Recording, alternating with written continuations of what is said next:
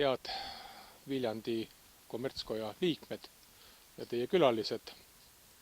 Soovin kõigepealt ühte meeldivat õhtut, et tähistada selle toreda organisatsiooni 25. aastapäeva. Ja mina sellise vana fossiilina olen siis üks neist, kes 25 aastat tagasi koos teiste enam-vähem omaealistega leidis, et selline organisatsioon võiks olla ka Viljandis. Miks organisatsioon tekkis ja kuidas ta tekkis?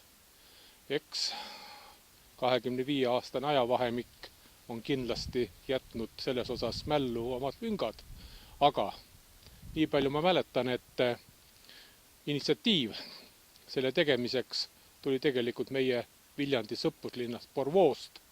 Seal oli väga tegus organisatsioon ja seal oli ka üks väga aktiivne naisterahvas, kelle nimi minu mäletamist mööda oli Maia. Ja Maia käis Viljandis ja püüdis siit leida tegusaid inimesi, kes siis võiksid olla ka Viljandis sellise organisatsiooni loojad. Ja lõplik selline veendumus tekkis meil siis, kui meid kutsuti Soome siis kommertskojalaste üritusele, milline toimus siis Tallinna reidil laevas. Ja sealt tagasi sõites mikrobussis me tegelikult otsustasime, et Viljandis on see organisatsioon nüüd loodud. Ja valisime tagasi tulles teel ka endale esimese presidendi, kelleks sai Illar Rennu. Loomulikult paberid me vormistasime hiljem ja ametliku kokkusaamise, aga põhimõtteline otsus tehti teel Tallinnast Viljandisse Latvia mikrobussis. Mida see organisatsioon algselt kujutas?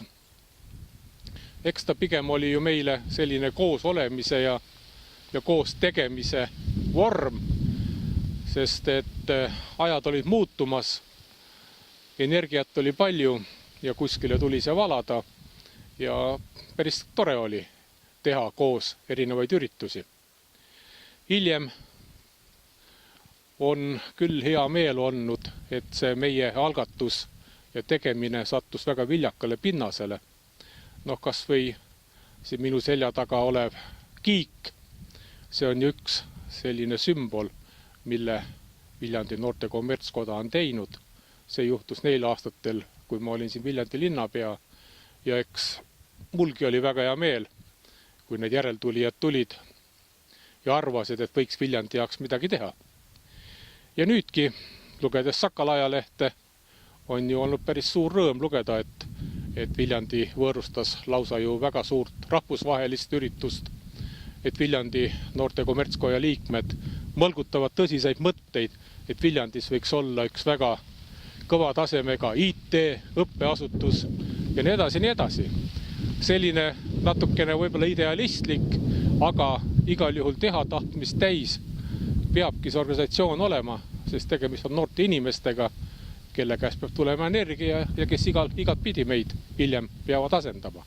Nii et soovin teile kõigile tänaseks õhtuks meeldivat peotuju, tegelikult kaugelt ja soojast Küproselt, aga igal juhul, kui tuleb 30.